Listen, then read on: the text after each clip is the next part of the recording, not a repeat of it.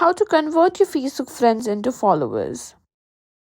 In today's video, I'll show you how to convert your Facebook friends into followers, whether for your profile or your Facebook page. So let's get started. To let people follow your profile instead of adding you as a friend, do this. Simply open your web browser and go to facebook.com, or you can simply open your Facebook app itself.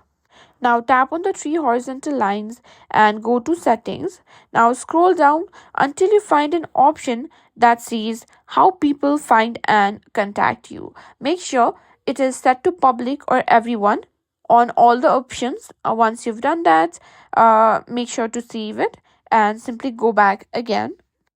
Once you've done that, simply go to post and make sure it is set to everyone on who can see your future post. Now, once you've done that, simply save and go back again. Now, you need to simply repeat this process for Reels as well. Simply on who can see your Reels, make sure it is set to everyone. Now, what you can do is simply tap on followers and public content, and also make sure all of these options are in public. Once you do that, all your friends will be turned into followers.